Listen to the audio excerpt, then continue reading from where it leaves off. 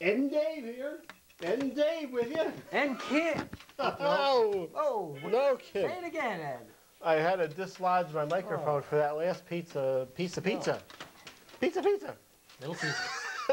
There's one open in the area. Is there? Again, by Western by Crossgates, I guess. Oh, okay then. I used to like the pizza. That's all right. I don't think they give you 2 pizzas at once now, though. That used to be their selling point. That's right. I think they just give you one now and hope you order another one. Tonight, Dave, is the start of the summer season. Is it? With X-Men Origins Wolverine, the official kickoff to the summer films. It's exciting, Ed. And before we get to that, we have Ghosts of Girlfriends Past and Battle for Terra. Ooh. Ooh. Also, we're going to take a look at some more Price Chopper items. All right. Price Chopper in Hannaford. And this, you know what? I hate this, you know, I really don't want to say this, but I'm beginning to think you have like an anti-Price Chopper slant about it. And your bias is really coming through. And is it coming through? Yes, yes. And I'm not sure I like this side of you. You don't? No. Oh, Dave. I'm a little put off. I think, well, you said the same thing. I've known you for 40 years. And I'm a little upset by this. I think it set me off last year when they won again, and I said, I know everything over there costs more. So I just happened to have a box of frosted mini wheats. I said, I'm going to go over and see how much it is at Price Chopper. I bought it, and I brought it home. It was $2 more than the Hannaford. And how this keeps getting voted the #1 grocery in the area, I don't know, other than there's shenanigans afoot. and that bothers me somehow. With an extra syllable. Yeah. Shenanigans. Shenanigans. See, it upsets you, Ed. It did. It's just, why are people voting for this?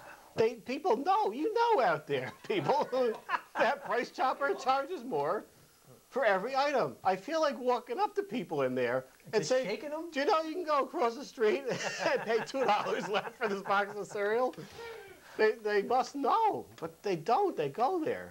And when they're so close, the 2 stores, maybe if it's Price Chopper's the closest store to you, you know, maybe you have to go there. But if you got a choice and a car and you can get across the street in Latham, I don't know why people are in there. But they're there. They are there. Maybe now they will be awakened to this. And of course, now there's 2 Price Chopper supercenters in the area. So there's no excuse to drive a little bit further and pay even less for your groceries. All right, and we need to pay less, Ed.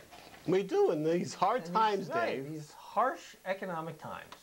And Harsh. They're getting harsher. They are getting harsher because we have, you know, a governor who just, I don't know. Have you seen, Ed, I know you work for our fine state government. Yeah, I'm in there. As do I, yeah. By the way. I make no bones about that. And of course, everyone knows about these layoffs that the governor is proposing to do over, what, almost 9,000? Yes. Did you see the PEF union leader and the CSEA union leader talking? When he finally came out of hiding, I did see Danny Donahue. Did you see those guys? Well, I mean, 2 sides of happy beef. They are both very They large. haven't missed a meal. We could get laid off. They could live off the fat of the land for about 6 months. And still, you got those 2 fat asses and the governor dumbass going at each other. This is what we have here. I don't even want to get into the budget. What a mess that is. They can't even figure out how much we're $14 billion deficit. Oh, no, I'm sorry, it's a $16 billion. No, it's $17.7 billion deficit. What is this, Ed? They can't do math? And did you see that Tom Golisano? I He used to ran for governor about 4 or 5 times. That sounds familiar. Big, you know, millionaire, billionaire, I don't know, gazillionaire. He comes running up here like Al Sharpton at a Tawana Brawley sighting. Oh, And he starts railing about unions. You got to stand up to these tough unions. These unions are destroying the country. So you got to stand up to these tough unions. Well, there's a reason why we have unions. It's to protect those poor people from being taken advantage of by scum like you, who just would make more money off the backs of the hard-working people who make minimum wage. This is why we have unions. They're there to protect us. Yes. That's why we need unions. Okay. And then, and I could go on forever. I can't do it. Back to the slabs of beef, though. At least Right. one is dressed up in a nice suit. The other one's in a dirty T-shirt when he finally came out of hiding. True. That would be Danny with his T-shirt stretched out with not a wrinkle on it because of his expanding girth. And he doesn't look like that in those commercials they drag out every once in a while. That's him from about 10 years ago, or however long he's been in office here. Well, that's because he's in those commercials. He's wearing one of Bill Lambden's giant sack suits to cover him up. I mean, when Bill Lambden goes and buys a suit, it's measured by the yard. Oh, I was going to say, where does that Ken Screven buy his wardrobe? At the Omar the tent maker. tents, yes. The biggest suits known to man. And Bill Lambden, have you ever seen it? Never leaves the studio. I don't think he can move. I think he lives there. We're going over to Bill. Bill Lambden has the story, and then they just look at him and he's like, "Thank you, Benita." And he's standing there with the button in the middle, which is cutting him in half. The circulation's got to be cut up. He doesn't move. He does not move. And the next. Do they put a blue screen behind him so it looks like he's out somewhere? No, he's just there. And I don't know. Well, each station has their own. John McLaughlin, I think he's lost some weight due to some cardiac event. Oh no. That's what they call massive heart attacks these days. From morbidly obese and high blood pressure. He had a cardiac event. Oh no. Yeah. It's called a pacemaker. Jeez. A lot of heavy people in the news around here. Yeah. Well, they're all over. It was because Pep and CSEA, two guys, were looking for a little sympathy and compassion, and we've got these two enormous slugs talking, and their necks like a turkey going back and forth, looking like two imbeciles. And they're not helping us any. 3%. Get back to 3% raise. I am glad they're sticking it out for a while this time anyway. They seem like they're not going to cave quite yet, Dave. At some point they might. They might cave. I'll give you credit. They haven't caved yet. I thought they would cave. I thought I'd get that extra pair of eyeglasses. But what did they call that, Dave? Huh? What did they call those glasses? I don't know what. A sweetener. Oh, the sweetener. We're not going to get back our raises unless we get a sweetener. What? An extra pair of computer lenses so I can see the screen without glare and all the other, is it going to stop the, radiation from giving, tumors growing all over my head? I don't know. So this will be interesting to see how this plays out now.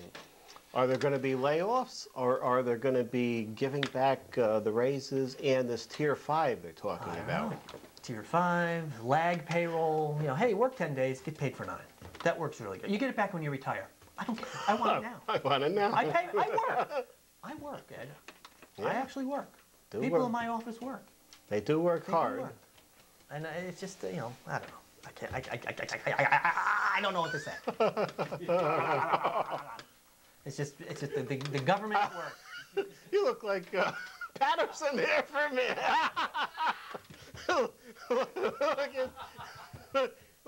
I'd like to actually go on record that I did not say that. No.